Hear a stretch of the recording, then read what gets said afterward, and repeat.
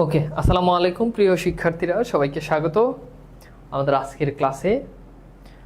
কেমন আছো তোমরা? আশা করি আল্লাহর রহমতে ভালো আছো তোমরা। ওকে, তো ঠিক আছে, সবাইকে স্বাগত আমাদের আজকের ক্লাসে। তো আজকে আমাদের নেকলেস গল্পের দ্বিতীয় পার্ট হবে ইনশাল্লাহ। তো প্রথম পার্টে আমরা মোটামুটি অনেক কিছু পড়েছি। আজকে আমাদের দ্বিতীয় পার্ট এবং আজকে আমরা নেকলেসটা ইনশাল্লাহ শেষ করব। তো ঠিক আছে,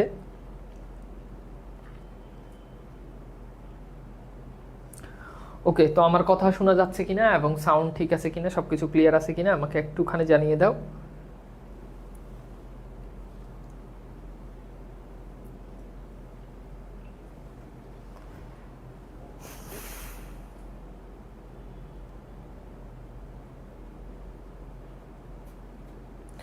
জি, বাংলাবাজ বইটা হচ্ছে আগামীকাল, মানে একেবারে বাসায় চলে আসবে।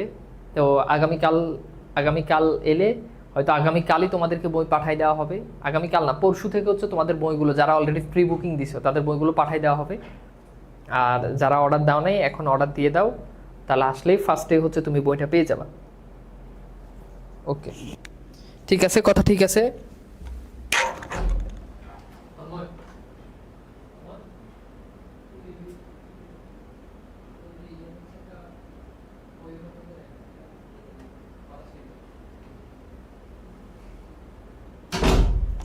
ওকে, সো গত ক্লাসে আমরা লেভেল 3 পর্যন্ত সলভ করেছিলাম। গত ক্লাসে আমরা লেভেল 3 পর্যন্ত পড়েছিলাম। আপনি কেমন আছেন? আলহামদুলিল্লাহ, আমি ভালো আছি। স্যার, আপনাকে দেখলে আমার হাসি পায়। কেন হাসি পায়? কেন হাসি কেন পায়? এটা কোনো কথা? ঠিক আছে, তরবারি বইটাতে তেমন কিছু নাই ভাই, তেমন কিছু না, খালি কোশ্চেন আছে। তরবারি বইটা তো তোমরা মনে করো কি যে এটা, এখানে তো বেসিক কিছু নাই, ওখানে খালি কোশ্চেন, ওটাতে কিছুই নাই, তেমন কিছু কি ওখানে কিছুই নাই, কোশ্চেন ছাড়া আর কিছুই পাবা না। ওকে, এটা তো প্র্যাকটিস বই, সো এখানে প্র্যাকটিস বই ছাড়া আর কোনো কিছুই নেই। ঠিক আছে ভাই, বাজ বই অর্ডার করবো, বাজ বই তানভীর স্যার পেজ থেকে বইটা অর্ডার করো, যে পেজটা থেকে আমরা ক্লাস নিই ওই পেজে অর্ডার করো। ওকে, সবাই একটু জয়েন হয়ে যাও, আমরা ক্লাসটা শুরু করি। একজন বলছে জি ভাইয়া, পাঞ্জাবিটা অনেক সুন্দর, ধন্যবাদ। ধন্যবাদ। ওকে, তো তাহলে মোটামুটি আমরা আগাতে পারি নাকি? তো ফাইন, তাহলে চলে যাই। গত ক্লাসে আমরা একটা মজার একটা ক্লাস করেছি। আমরা লেভেল 3 পর্যন্ত সলভ করেছি, লেভেল 3 কোশ্চেন পর্যন্ত সলভ করেছি। অ্যান্ড ইনশাল্লাহ আমাদের হচ্ছে আজকের ক্লাসে আমরা লেভেল 3 এর পর থেকে আমাদের আলোচনাটা শুরু হবে।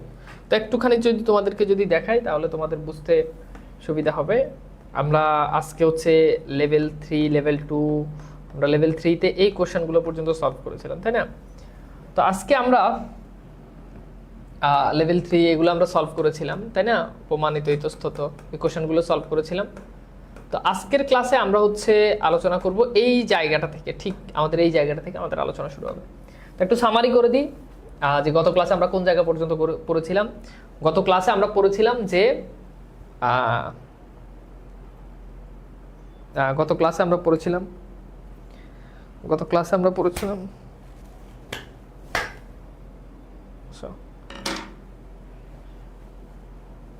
বইগুলো কি স্টক আছে আপনার? ফার্স্ট পেপারে স্টক আছে, সেকেন্ড পেপার অনেক আগেই স্টক আউট হয়ে গেছে, তো এখন নতুন এডিশন আসতেছে। তো সেকেন্ড পেপারে কিছু জিনিস নতুন করে হালকা কারেকশানও করা হয়েছে, অলমোস্ট প্রায় সেম। তো নতুন যেটা আসবে ওটা তোমরা নিতে পারো, যারা নাও নাই আর কি, যারা নিছো তারা তো নিছোই, সমস্যা নেই। আচ্ছা ঠিক আছে, তো ফাইন, আমরা চলে যাই। আমি তো খুব ভয়ে আছি রে, তোমাদেরকে গত ক্লাসে একটা ইয়ে দেখাইছিলাম, একটা নাচের ভিডিও দেখাইছিলাম, বল নাচটা আসলে কি। এইটার ভিডিও আবার কে নিয়ে ভাইরাল করে দাও, খুব বিপদে আছে। আমাদের ওই ইভিআই কোর্সে একটা ভিডিও দেখাইছিলাম, তোমরা দেখছিলাম অনেকে হয়তো ভিডিওটা, যে ওই যে একটা মানে হাসুনির মা যখন, মানে লাইনগুলো এমন তোমাদেরকে পড়াইলে তোমরা বুঝতা, যে হাসুনির মার হচ্ছে যখন মানে কাজ করতেছে, তখন হাসুনির মার কাপড়ের ফাঁক দিয়ে মজিদ তার মানে কোমরের অংশবিশেষ দেখছে, এতে তার মধ্যে অস্থিরতা শুরু হয়ে যায়। মানে লাইনগুলো এমন ছিল যে সে গিয়ে একবার বিছানায় গিয়ে শুয়ে পড়ে, তার মধ্যে অস্থিরতা কাজ করে হাসুনির মাকে দেখে। তো ওখানে একটা মিমস বানাইছিলাম। ওই মিমসটা হচ্ছে এরকম যে ওই যে সালি চালতি ফ্রিতি কোকেন, তো এই টাইপের আর কি একটা মিমস দেখাইছে। খুব বেশি যে এখানে মানে এটা অ্যাডাল্ট জিনিস, অশ্লীল জিনিস, ব্যাপারটা মোটেই এমন না, খুব নর্মাল, তোমরা অনেকে হয়তো দেখছো। তো যাই হোক, এটা দেখানোর পর বন্দিপাঠশালার পেজে ওই ভিডিওর ওই অংশটা কেটে বন্দিপাঠশালার পেজে দিছে, তোমরা হয়তো অনেকেই দেখছো, তো আমিও দেখছি, আমি কিছু বলি নাই, দিতেই পারে, সমস্যা কি। ঘটনাটা আসলে এটা, ঘটনা তো এর থেকেও আরো খারাপভাবে লেখক লিখছে। লাল সালু উপন্যাসে অনেক অশ্লীল কথাবার্তা আছে, তোমরা তো পুরো উপন্যাস পড়ো নাই দেখে জানো না, অনেক গালি আছে। তো এগুলো তো লাল সালু, এগুলো তো আর আমি পড়াই না, তাই না? এখন এক লোকে সে বাংলা পড়ায়, সেটা স্ক্রিনশট নিয়ে দিয়ে পোস্ট দিছে, পোস্টে লিখছে যে ক্লাসে নাকি নোংরামি ছড়ানো হচ্ছে, অশ্লীলতা প্রমোট করা হচ্ছে। মানে ভাই মানে কই জামু বলো তো, মানে জামু কই, খুব মানে এটা দেখে না মানে খুব হতভম্ব হয়ে গেছে যে ভাই আপনি তো মনে হয় যে লাল সালু উপন্যাস পড়েন নাই, লাল সালু উপন্যাস পড়লে তো এই কথা বলতেন না। তো আমি যদি এই মিমস দেখাইলে যদি আপনি যদি বলেন যে অশ্লীল, তো তাহলে লাল সালু উপন্যাস সৈয়দ আলুল্লাহ যেভাবে লিখছে ওটা তো তাহলে জঘন্য অশ্লীল। আপনি ওই বাংলা কেন পড়ান? আপনার তো ইসলামের স্টাডিজ পড়ানো দরকার, ইসলামের ইতিহাস পড়ানো দরকার, কোরআন হাদিস তাফসির পড়ানো দরকার, বাংলা পড়াইলে তার হবে না। তো এটা হচ্ছে কি আমাদের আসলে অবস্থাটা এখন এরকম হয়ে গেছে আর কি, বুঝছো? তো একেবারে থাকে না, আমি আসলে ওরকম না। তোমরা তো আমার অনেকদিন ধরে ক্লাস করছো, অনেকদিন ধরে ক্লাস, তোমরা দেখছো যে কোনো ক্লাসে আমি কোনো টিচারকে মেনশন করে কিংবা কোনো টিচারকে খোঁচা দিয়ে কথা বলা, এটা আমি কখনো করছি? করি নাই। তোমরা বলো কোনো একটা সিঙ্গেল ডে আমার মুখ দিয়ে কোনো টিচারকে নিয়ে কোনো কথা আসছে? যদি বলে থাকি তাহলে ভালো কথা বলছি, সব টিচার ভালো পড়ায়, সবার প্রতি সম্মান রাখো, এটাই তো বলছি। এত জেলাস হওয়ার তো কিছু নাই। মানে মাঝে মধ্যে না অনেকে আমার মানে যারা স্পেশালি যারা বাংলা পড়ায়, সবাই না, বিশেষ কয়েকজন আছে, এত জেলাস। কারণ কি ভাই, ভালো পড়ান। আমি তো অনেক চেষ্টা করি ভালো পড়ানোর জন্য, অনেক সময় দিই, অনেক সময় দিই, খালি ভালো পড়ানো যায়, অনেক সময়। আমার দিনের মানে 24 ঘন্টা আমি সবচেয়ে বেশি সময় এখানে দিই। আমার এইটা ছাড়া আর কিছু নাই, আছে আরো অনেক কিছু, কিন্তু এটা আমার প্রথম ফোকাস থাকে, এটা আমি এখানে ভালো পড়াতে হবে। মানে অনলাইনে আমার অফলাইন আছে, কলেজ আছে, অনেক কিছু আছে, আলাদা বিজনেস আছে, বাট এটা আমার প্রথম চয়েস, প্রথম প্রায়োরিটি থাকে আমার এইটা। আমি চেষ্টা করি, আমার কাছে স্টুডেন্ট ভর্তি হবে, তো ভালো পড়াইলে আপনার কাছেও ভর্তি হবে, এটা স্বাভাবিক না? এটা নিয়ে তো এত মানে কোনো একটা কিছু পাইলেই হয়েছে, মানে কই যাবো ভাই, এমন কেন আমি বুঝি না ভাই। এটা কি মানে, এটা কি পোজ দেওয়ার মতো বা ইয়ে করার মতো? খুব সুশীল কিরে ভাই, এত সুশীল বাংলা পড়াইলে উপন্যাস পড়াইতে যাবেন কেন? উপন্যাস পড়ানোর তো কিছু নাই। যাই হোক, আমি আসলে দেখছি বড় ভাই মানুষ, আমি কোনো রিয়াক্ট করি না। অ্যান্ড আমার কাছে মনে হয় যেহেতু পোস্ট দিছে, ধরে নিলাম বড় ভাই মানুষ, আমার ভুল হয়েছে। আমি পরবর্তীতে বললাম যে থাক, ভিডিওটা ডিলিট করে দেন। যদি বন্ধুবাসালা থেকে বলছে এটা তো নর্মাল ভিডিও, ডিলিট করার কি আছে? তারপর আমি ডিলিট করে দিছি, থাক। তা আমাদের অবস্থা হচ্ছে এই। যাই হোক, ওকে ওকে, তো চলো তাহলে আমরা শুরু করি আমাদের আজকের ক্লাস। আমরা শুরু করি আমাদের এই জায়গা থেকে, হচ্ছে আমাদের আলোচনাটা ইনশাল্লাহ আজকে স্টার্ট হবে। তো আমরা গত ক্লাসে যেখানে ছিলাম, তোমাদের মনে আছে যে সে হচ্ছে একেবারে নাচ গান করে সে ফিরে আসছে। হ্যাঁ, ফিরে আসার পরে তারপর হচ্ছে সে যখন বাড়িতে আসছে তখন এই সময়ের ঘটনা, ঠিক আছে? এই সময়ের ঘটনা। আচ্ছা, তো এইবার চলো আমরা দেখি। এখানে দেখি, তো এখানে আমরা দেখতে পাচ্ছি যে নিজেকে গৌরবমণ্ডিত রূপে শেষ একবার দেখার জন্য সে আয়নার সামনে গিয়ে তার গলার চাদরখানা খোলে। গলার চাদরখানা, মেয়েরা এটা এই কাজ করে যে দেখবা যে ওই যে চর্যাপদের একটা প্রবাদ আছে, হাতের কাঙ্কন মাল ও উদাপন, মানে হাতের চুরি দেখার জন্য আয়নার দরকার হয় না। আচ্ছা, কখনো গড়ি পরে তোমরা কি আয়নার সামনে গিয়ে দেখছো কেমন দেখা যায়? এটা তুমি এমনি দেখতে পারো। চুরি পরে কখনো আয়নার সামনে গিয়ে দেখছো? কিন্তু জামা পরে আয়নার সামনে যেতে হয়। তো যেখানে ছিলাম আপনার ক্লাস ইউটিউবে চুরি করে ছেড়ে দেয়, যারা চুরি করে ছেড়ে দেয় তারা ছেড়ে দেয়। চুরি বিদ্যা মহাবিদ্যা যদি সারা যায়, এটা বলছে না, একটা কথা আছে না? কিন্তু পাওয়াটা আসলে ভুল। চুরি করে কোনোদিন কেউ অন্তত পড়াশোনায় ভালো কিছু করতে হবে, এটা সব ক্ষেত্রে সঠিক হলে এই ক্ষেত্রে না। তো চুরি করে পড়াশোনা হয় না। মনে করতেছে যে কয় টাকা কম দিয়ে কোর্স করে বিদ্যা অর্জন, বিদ্যা কি এত সোজা রে? জ্ঞান কি অর্জন করা এত সোজা? আচ্ছা, ঠিক আছে। তো তো যাই হোক, আমরা আমরা একটু আরো অনেক ঘটনা মানে তোমাদেরকে বলি। তোমরা তো আমার স্টুডেন্ট, আমার ঘরের মানুষ, আমি তোমাদের ঘরের মানুষ। গাজীপুরে এক ইঞ্জিনিয়ারিং কোচিংয়ে, ইঞ্জিনিয়ারিং কোচিং বলতে ডিপ্লোমা ইঞ্জিনিয়ারিং কোচিংয়ে এক স্যার বাংলা পড়াচ্ছেন।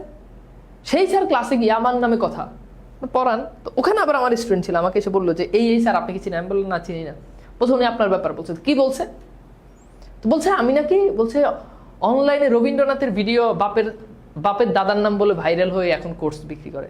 আচ্ছা তোমরা বলো, এই কথা কি মানা যায়? আমি নাকি রবীন্দ্রনাথের বাপের নাম বলে ভাইরাল হয়ে কোর্স বিক্রি করি? তো ভিডিও তো এটা তো ভাইরাল হয়েছে শুক্রে এখনো 8 দিন হয়নি, তো 1 বছর তো এখনো হয়নি ওই ভিডিও ভাইরাল হয়েছে। তো ওই ভিডিও যখন মানে ওই ক্লাস যখনকার আমি দেখছি, ওই ক্লাসটা কখনকার, ওই ক্লাসটা যখনকার, তখন আমার পেজে ফলোয়ার ছিল 7 লাখ। এখন এই কয়েকদিনের ভিতরে 1 মিলিয়ন হবে। 7 লাখ। তো 7 লাখ হলে তখন আমার কেউ চিন্তা না আমি নাকি রবীন্দ্রনাথের ভিডিও বলে। তাহলে ওই ভিডিওর পরে তো আমার যদি ধরলাম ওই ভিডিওর জন্য ফলোয়ার বাড়ছে, তাহলে তো মাত্র 3 লাখ বাড়ছে না। এটা কি মানা যায়? আমার বলো, এটা কোন ধরনের কথা? এই বিচার আমি কার কাছে পাবো? আল্লাহ আমাদেরকে হেদায়েত দান করুক। আচ্ছা, তো এবার আমরা দেখি। হ্যাঁ, তো সে নিজেকে শেষ পর্যন্ত এত দামি একটা জিনিস লাইফ আর কখনো পড়তে পারবে কিনা সে তো জানে না। তো সে তো জানে না যে আর দেখবে কিনা। তখন সে আয়নার সামনে গিয়ে নিজেকে একবার দেখবে, সে নিজেকে একবার দেখবে। তো যখন সে নিজেকে একবার দেখবে তখন হঠাৎ সে আর্তনাদ করে উঠলো। তার হাড়খানা গলায় জড়ানো নেই। মানে যখন দেখলো এত দামি জিনিস যেটা তার গলায় নাই, তখন সে এটা কি করবে? মানে এই দামি হার, এটা তার গলায় নাই, তখন অবস্থাটা কি চিন্তা করো।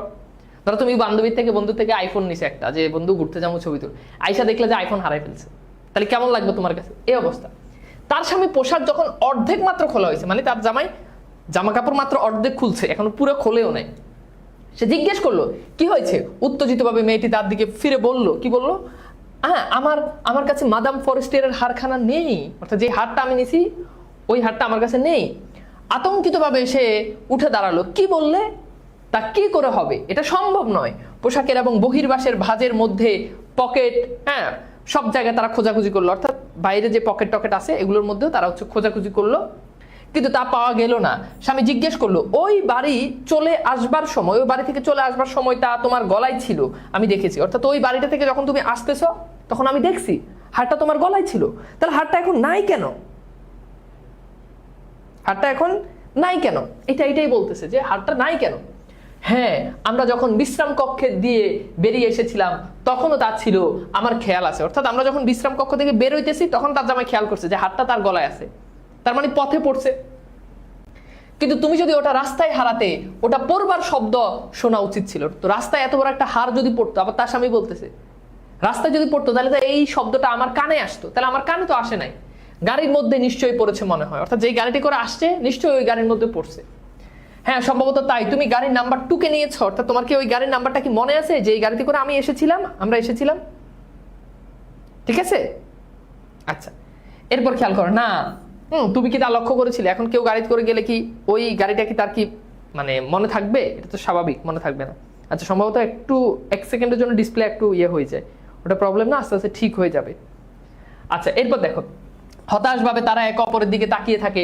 শেষ পর্যন্ত লুইসেল আবার পোশাক পরে নিল। অর্থাৎ লুইসেল আবার পোশাক পরে নিল। কেন পোশাক পরে নিল? দেখো, সে বলল, আমি যাচ্ছি, দেখি যতটা রাস্তা আমরা হেঁটেছিলাম সেখানে খুঁজে পাওয়া যায় কিনা। অর্থাৎ যতটা রাস্তা আমরা হেঁটেছিলাম ঠিক ততটা রাস্তা আমি আবার যাই এবং দেখি যে ওই জায়গাটাতে আমি আসলে সেটা খুঁজে পাই কিনা, ওই হাটটা।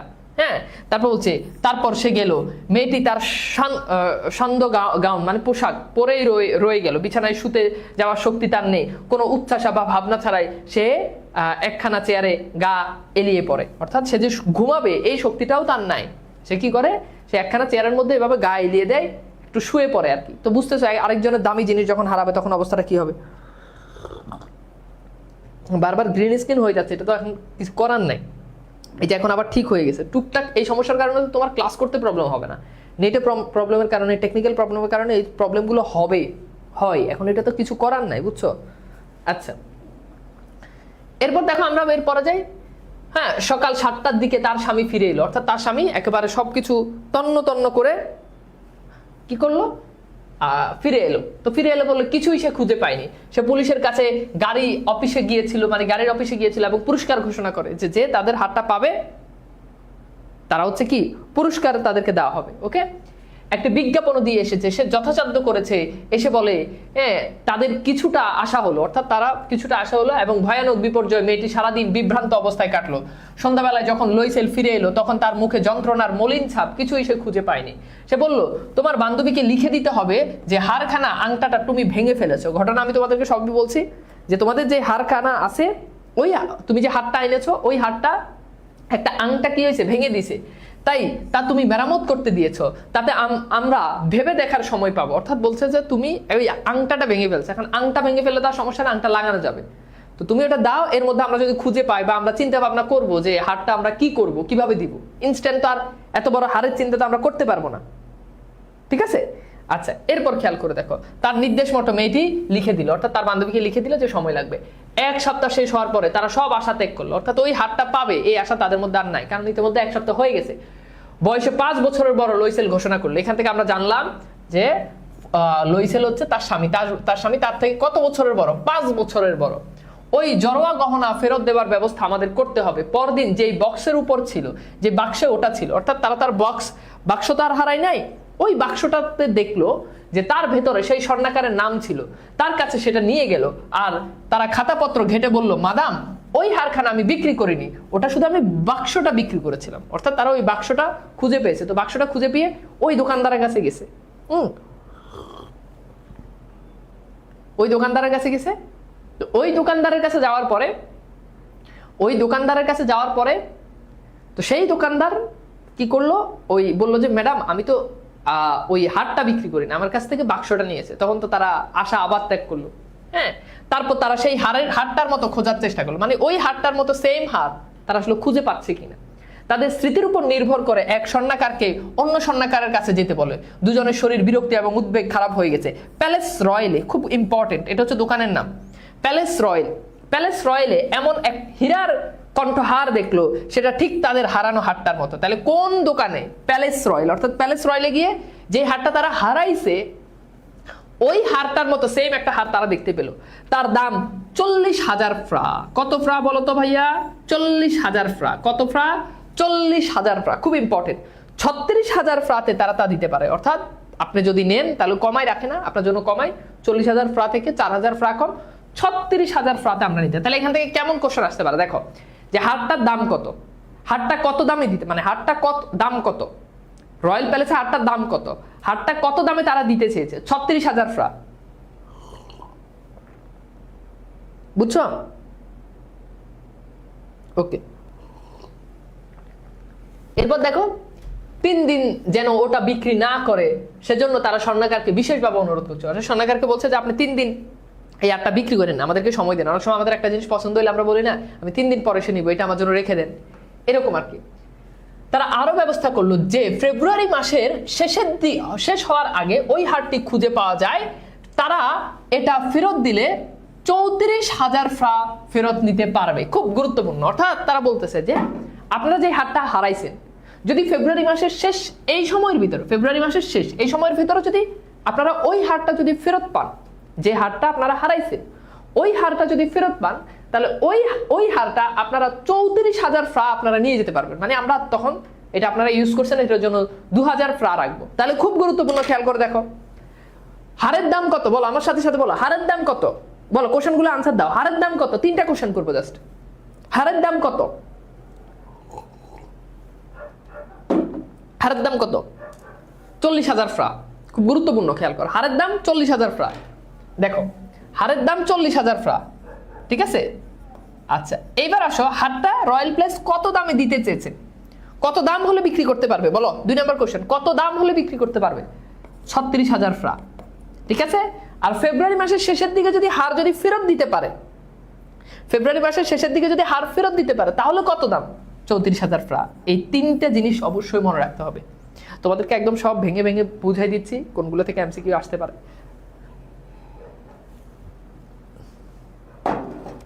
বুঝছো? কথা বুঝতে পারছো? এবার আসো, এরপর দেখো আমরা একটু লেভেল 4 এ কোশ্চেন সলভ করি। তো লেভেল 4 এ বলছে সন্ধ্যাবেলায় মেয়েটি যখন মসিয়ে লইসেল ফিরে এলো তখন তার মুখখানা কেমন ছিল? শুষ্ক, বিবর্ণ, বেদনার্ত, মলিন।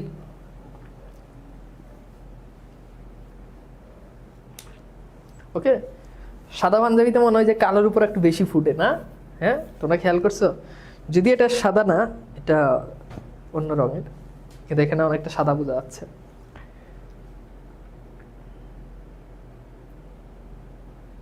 কিন্তু যে হারটা নিছে, একজন বলছে যে হারটা নিছে সেটার দাম তো কম। যে হারটা নিছে ওরা তো এখনো জানে না যে ওই হারটা আসলে হীরার না, ওরা তো ভাবছে হীরার, এই জন্য তারা হীরার হারই কিনতে চাচ্ছে, বুঝছো? তাহলে এটার উত্তর কি বলতো? এটার উত্তর হচ্ছে মলিন। আচ্ছা, হতাশ ভাবে তারা একে অপরের দিকে তাকিয়ে থাকে কেন? তারপর হচ্ছে হারটি হারিয়ে ফেলার কারণে, সোনার কাকন হারিয়ে ফেলার কারণে, মুক্তার মালা হারিয়ে ফেলার কারণে, দামি গ্রাউন্ড ছেড়ে ফেলার কারণে। তাহলে উত্তর হচ্ছে কি? ক, হারটা হারাই ফেলেছে ওই জন্য।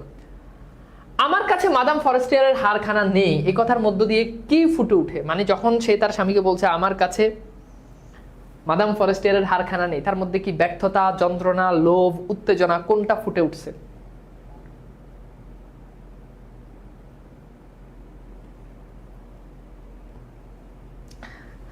তাহলে উত্তর কি? উত্তর হচ্ছে এইটা, উত্তেজনা। ওকে, আচ্ছা এরপর দেখো, মানে এটা হচ্ছে তার, আমরা যখন কোনো জিনিস, ধরো তুমি একটা আইফোন হারাই ফেলছো, তো আইফোন হারাই ফেলার পরে তুমি যখন দেখলা, তখন তুমি যখন বলবে আমার কাছে আইফোনটা নেই, তার মানে কি এটা তোমার ব্যর্থতা, যন্ত্রণা, লোভ, না উত্তেজনা? মানে খুব উত্তেজিত হয়ে এই কথাটা বলছে, এটা বুঝাই যাচ্ছে যে এটার উত্তর ডি হবে। এই কোশ্চেনগুলোতে তোমরা সবচেয়ে বেশি প্যারা খাও।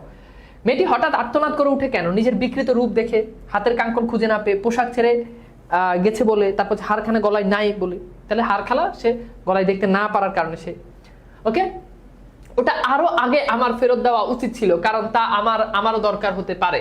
তার বান্ধবী সেই ভয় করছিল, তেমন ভাবে সে গয়নার বাক্সটা খুললো না। যদিও বদলে দেওয়া হয়েছে, সে টের পেত, সে কি মনে করতো, সে কি বলতো, সে কি তাকে অপহরক, মানে অপহরক মানে যে অপহরণ করছে এটা। এবার সে যখন ওটা যখন ফেরত দিতে গেছে, মানে ওই হারটা যখন ফেরত দিতে গেছে, তখন তার বান্ধবী তাকে কিছুই বলে না, বলছে ওই হারটা আমাকে আরো আগে, মানে তুমি অনেক লেট করে ফেলছো, আমাকে আরো আগে দেওয়া তোমার উচিত ছিল, জাস্ট এটাই বলছে। ইভেন সে ওই বাক্সটা সে খুলেও দেখে নাই। এখন এইদিকে, হ্যাঁ, ওইদিকে সে হচ্ছে সে খুব চিন্তা, মসিয়ে লইসেল, সে মেয়েটা খুব চিন্তা করতে যে যদি উল্টাই দেখে, যদি বুঝতে পারে যে এটা আসলে মানে তার দেওয়া আসল হার না, যতই একরকম হার হোক, দেখলে তো অনেক সময় বোঝা যায়। তো সে এটা নিয়ে চিন্তা করতে, কিন্তু মেয়েটি আসলে কিছুই বললো না, তার বান্ধবী ফরেস্টিয়ার কিছুই বললো না। সে কি মনে করতো, সে কি বলতো, সে কি তাকে অপহরক ভাবতো? উদ্ধৃত অংশ দ্বারা মাতিলদার মানসিক প্রতিক্রিয়া ব্যক্ত হয়েছে, অর্থাৎ মাতিলদা তার বান্ধবী ফরেস্টিয়ারের হীরার হারটি ফেরত দিতে বিলম্ব হওয়ার কারণে আলোচ্য ভাবটি উদয় হয়েছে। এটা ব্যাখ্যা, সমস্যা নাই। ওকে, এরপর দেখো, এবার মাদাম লইসেলের দারিদ্রের ভয়াবহতা বুঝতে পারে। এতদিন তো মোটামুটি জামাইয়ের টাকা দিয়ে খাইতো, উচ্চাটা ছিল আরো অনেক বেশি, এই উচ্চাসার কারণে, উচ্চ আসার কারণে কোনো কিছুই হয় নাই, এখন আরো তলা নিতে পড়ছে। সেটা কেমন দেখো, যে এবার মাদাম লইসেল দারিদ্রের ভয়াবহতা বুঝতে পারে, সে তার নিজের কাজ সম্পূর্ণ সাহসের সঙ্গেই করে যায়। ওই দুঃখজনক দেনা শোধ করার প্রয়োজন, সে তা দিবে।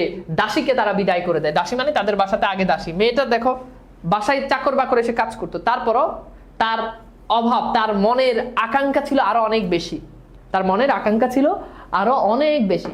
এই জন্য সে কি করলো, সে হচ্ছে তখন যেটা করলো, সে হচ্ছে তার ওই বাসার যেহেতু টাকা পয়সা এখন অনেক শর্ট, ভাই একটু গ্যাপ হয়ে গেছে, একটু মিস হয়ে গেছে।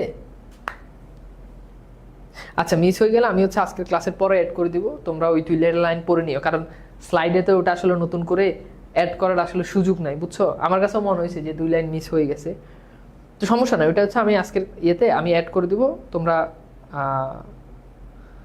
হচ্ছে একটু এটা পড়ে নিও। আচ্ছা ঠিক আছে, তো মানে স্লাইডে আসলে কোনো কিছু না থাকলে স্লাইডার অ্যাড করা যায় না, এখন এটা তো গল্প, আমার তার গল্প মুখস্থ নাই যে বলে দিলাম।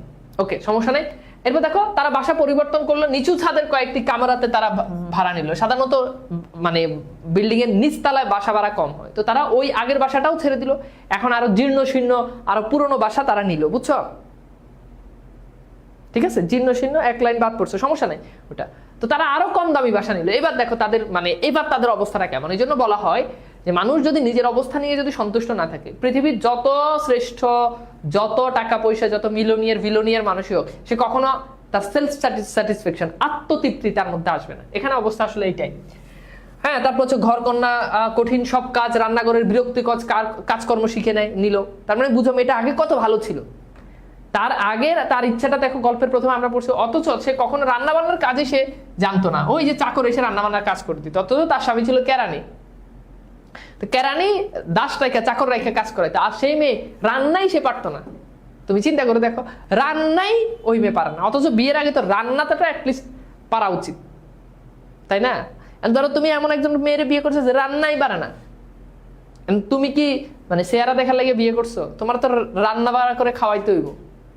যত মেয়েরা যত যাই হোক স্বামীর তো টেক কেয়ার, স্বামীরে খাওয়াইতে হইব, চুলায় আগুন ধরাইতে হইবে, এই কাম তো করতে হইব। যত যাই হোক জামাইয়ের জন্য তো চুলায় আগুন ধরান লাগবো, এই আগুনে যদি ধরাইতে না পারো তো জামাই দিয়ে কি হবে, জামাই বউ দিয়ে কি করবো?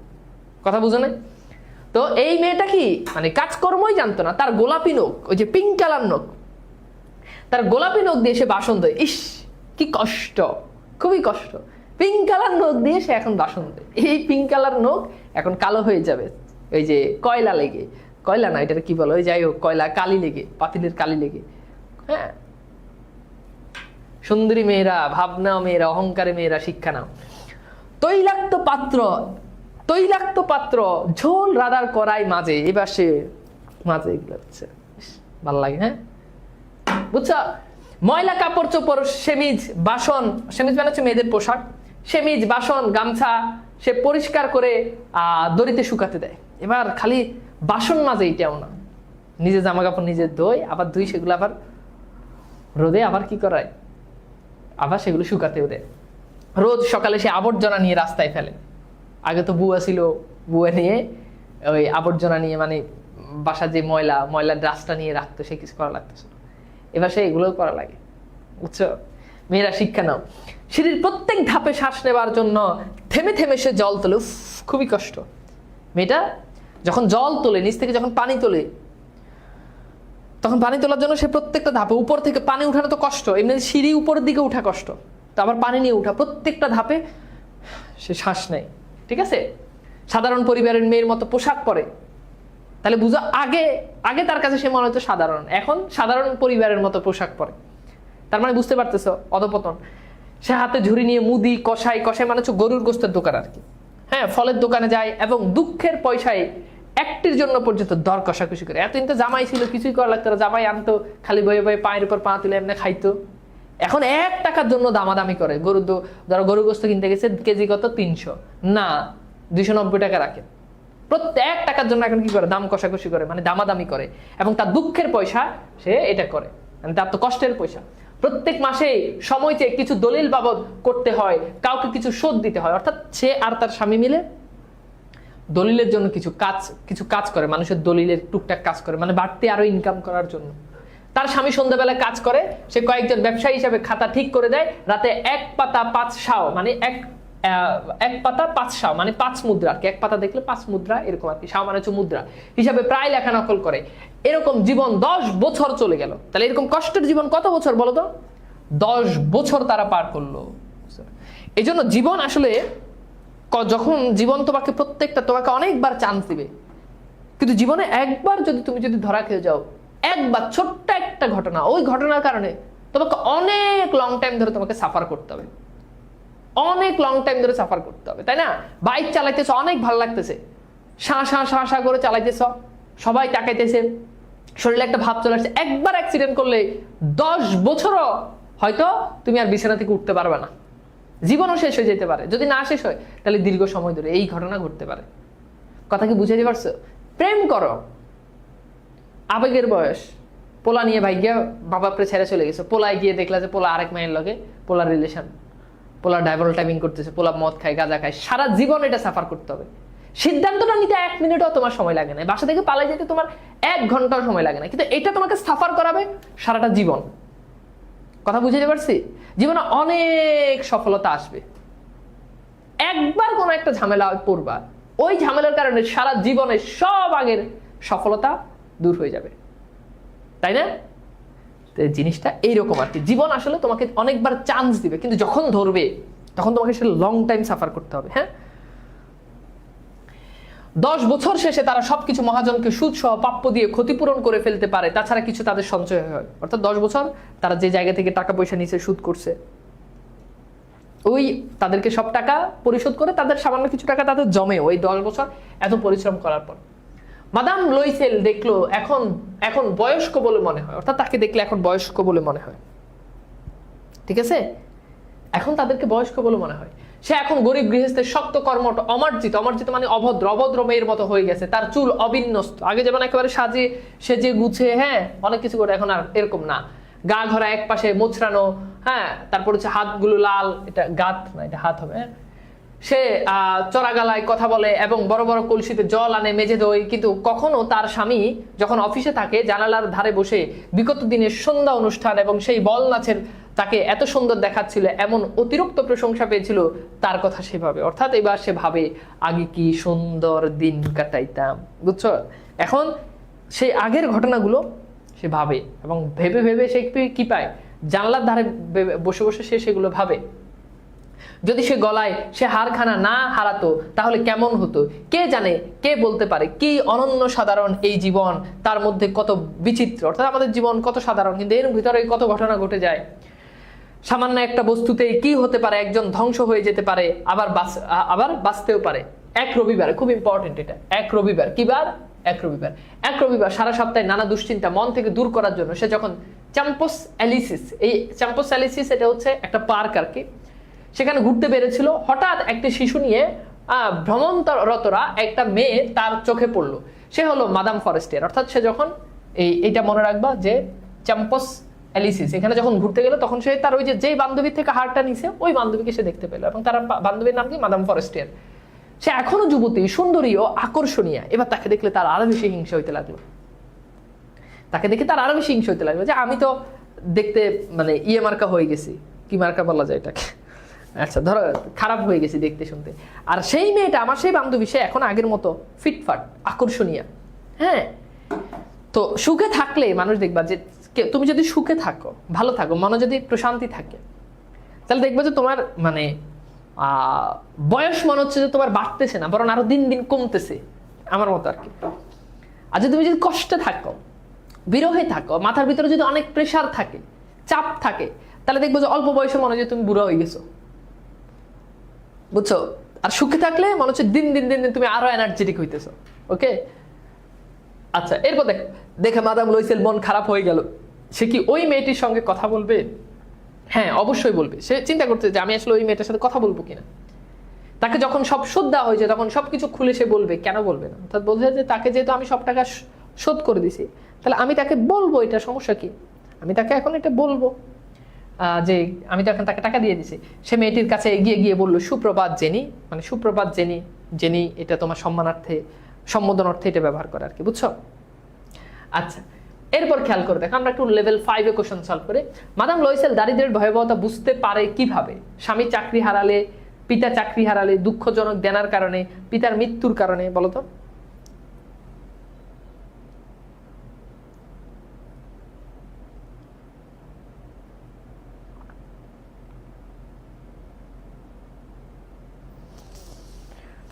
ওকে, বলো তো, যে স্বামী চাকরি হারালে, পিতা চাকরি হারালে, দুঃখজনক দেনার কারণে, তাহলে এটার উত্তর হবে কি? এটার উত্তর হবে সি, ওকে। আচ্ছা, তার দাম দিতে 10 বছর লেগে গেছে। এখানে কিসের কথা বলা হচ্ছে? হার, ফ্রক, জুতা, আংটি, কিসের দাম দিতে তার 10 বছর লেগে গেছে বলো তো?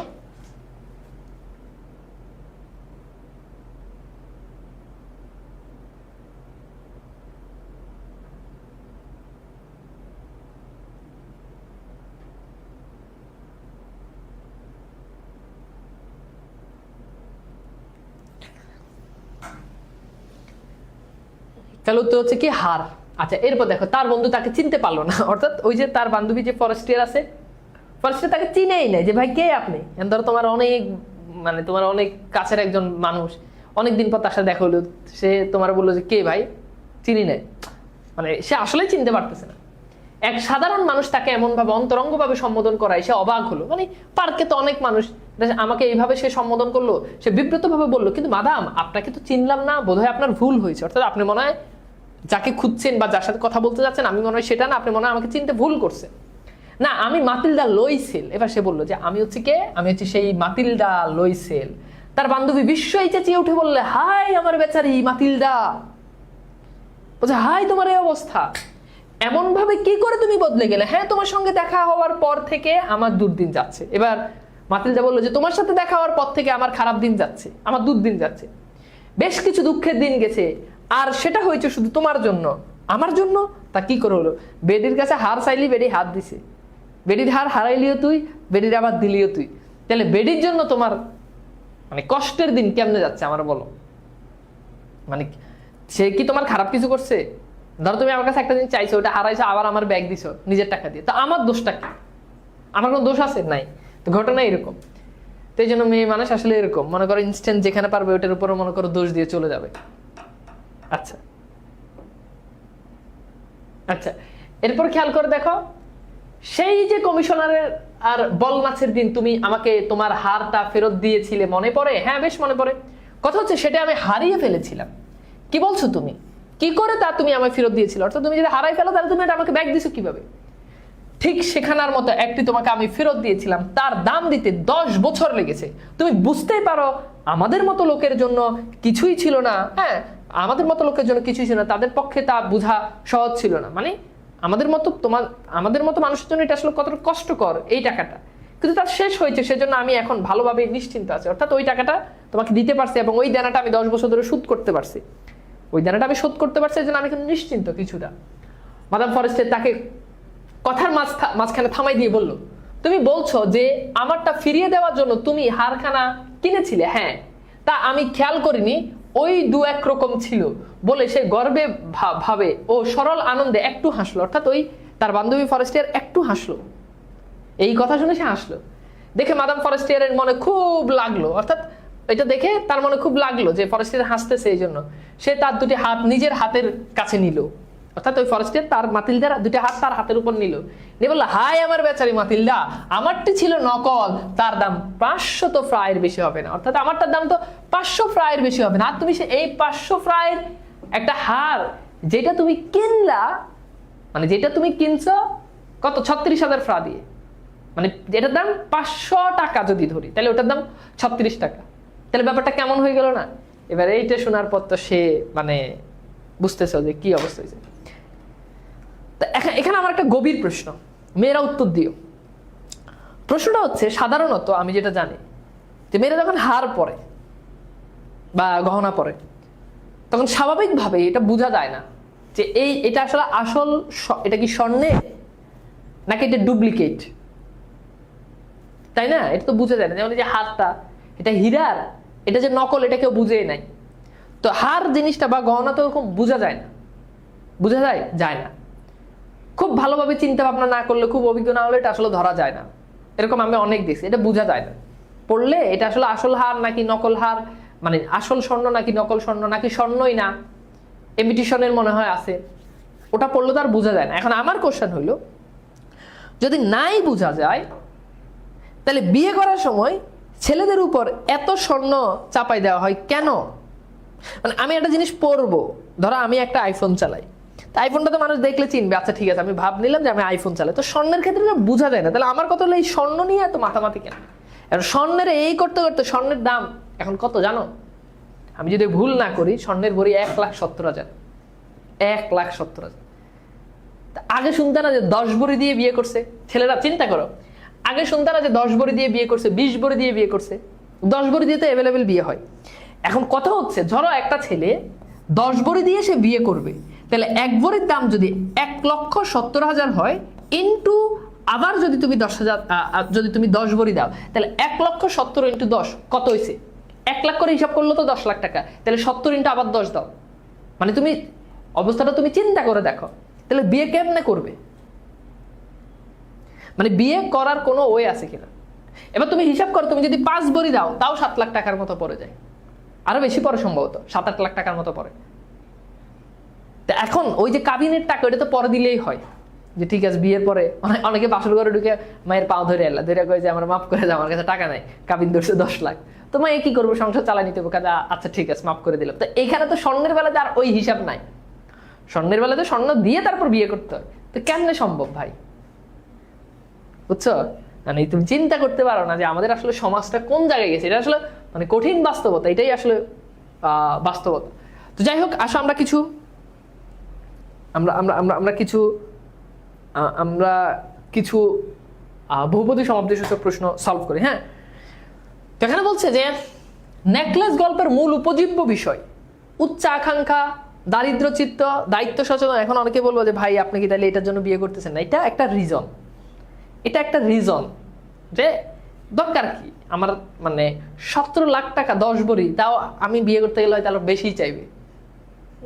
আমার পকেটে টাকা না, আমি ফকির নেই, কিন্তু মানুষ মনে করে আমি আমার কোটি কোটি টাকা। এটা এটা একটা বড় সমস্যা আর কি। এটা একটা বড় সমস্যা। আমি কিন্তু ফকির নেই, এটা আমি জানি, পকেটে টাকা নাই, পয়সা নাই, কিছু নাই। মানুষ মনে করে আমার কোটি টাকার, মানে কোটি কোটি টাকার বিজনেস আমার, আসলে তো টাকা নাই, বুঝছো, দিনে আনি দিনে খাই। তো এত টাকা যে জিনিসটা আসলে দরকারই নাই, যেটা তুমি তো আর সারাক্ষণ এটা পরে বসে থাকবে না, বছর কয়বার এই স্বর্ণ পরবা হিসাব করলে, নাহলে 2 দিন 3 দিন 5 দিন, এটা তার সবসময় পরে বসে থাকবে না। তো এটার জন্য এত টাকার দরকার কি?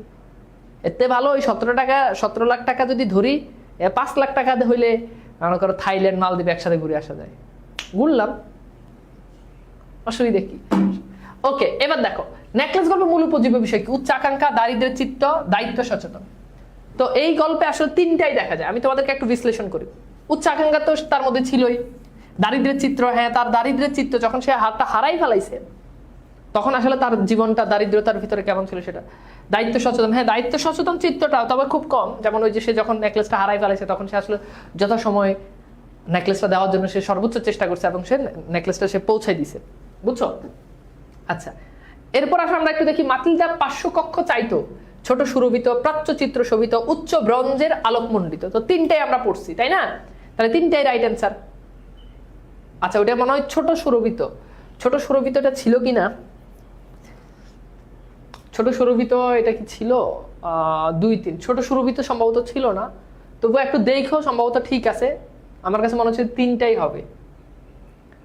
ছোট সুরভিত এটা সম্ভবত না থাকার কথা। যাই হোক, ওটা একটু দেখে নিও, দেখে নিলে কনফিউশনটা দূর হবে। আচ্ছা, এবার দেখো মাদাম লয়সেল তার সহপাঠিনীর সাথে দেখা করতে ফিরে এসে কষ্টে থাকতেন, তার কারণ কি? বান্ধবী ধনী, এই জন্য তার কষ্ট লাগতো। বান্ধবীর আচরণ কষ্ট পেয়ে, নিজের আর্থিক অবস্থার কথা ভেবে, মানে কোন কারণে সে কষ্ট পেত বলো তো?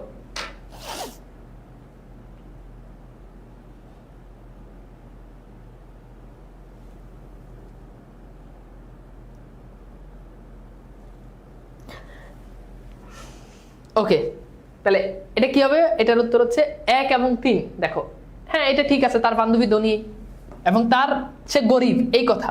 তাহলে তার বান্ধবীর আচরণ কখনো কষ্ট দিছে এমন কিছু ছিল?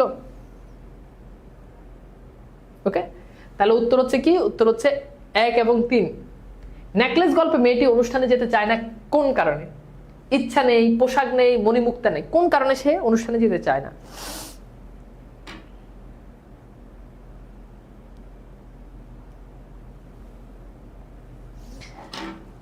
আচ্ছা, এই যে একজন বলছে, ভালো কথা বলছে, এই যে মিয়ান মুশফিকা, ভাইয়া যদি ফরজ না হতো তাহলে আমি বিয়ে করতাম না। এইখানেই তো ঝামেলা, বিয়ে তো ফরজ না, মানে বিয়ে ফরজ, সুন্নাত, নফল সব, এটা সিচুয়েশনের উপর। এখন এই যে এই মেয়ের নাম কি, সে মনে করতে তার উপর বিয়ে ফরজ। বিয়ে ফরজ হলে তো তোমার করতে হবে, না করলে গুনাহ হবে। মুশফিকা তার মানে তোমার উপর বিয়ে ফরজ, মানে যার বিয়ে ছাড়া যে থাকতেই পারতেছে না তার জন্য বিয়ে ফরজ, সবার জন্য কিন্তু বিয়ে ফরজ না। এটাখানে হিসাব আছে। তখন আমাদের মুশফিকের উপর হয়তো বিয়ে ফরজ হয়ে গেছে, এই জন্য সে বলতেছে বিয়ে ফরজ, নাইলে সে করতোই না। তাহলে ফরজ হইলে কিন্তু আবার না করলে গুণ হইব। আচ্ছা, এখন ফরজ কোনটা হয় এটা বুঝাইতে গেলে আবার অন্য লাইনে চলে যাব, মানে মানে না করে থাকা যাচ্ছে না, এই অবস্থা হচ্ছে ফরজ। বিয়ে না করে থাকা যাচ্ছে না, এই অবস্থাটা কি? ফরজ। আচ্ছা, এবার দেখো নেকলেস গল্পে মেয়েটির অনুষ্ঠানে যেতে চাই, তার ইচ্ছা নেই, ব্যাপারটা এরকম না। তার ইচ্ছা ছিল কিন্তু তার নেই পোশাক, তার নেই মণিমুক্তা, তাই না? তাহলে উত্তর হচ্ছে 2 এবং 3। এরপর দেখো মাদাম লয়সেলের কেরানিকে বিয়ে করার কারণ কি? দরিদ্রতা, কুশ্রী, প্রেম। তাহলে উত্তর কি হবে বলো তো?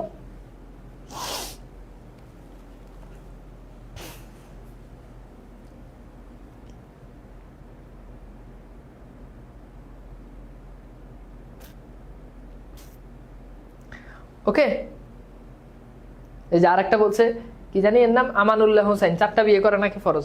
করিস 4টা বিয়ে, মানে কি রে ভাই, 4 বিয়ে এগুলো কই থেকে এগুলো আমদানি করো?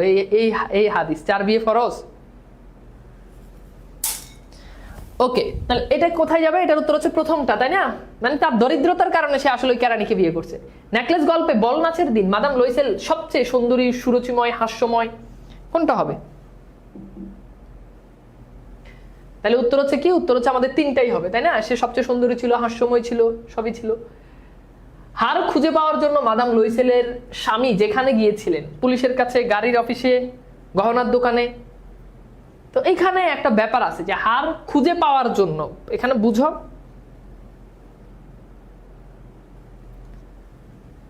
তো এরপর হচ্ছে এটা হচ্ছে 1 এবং 3, তাই না? 1 এবং 3 সে পুলিশের কাছে গিয়েছিল, গহনার দোকানে গিয়েছিল। এটার উত্তর আসলে একটু ভুল আছে।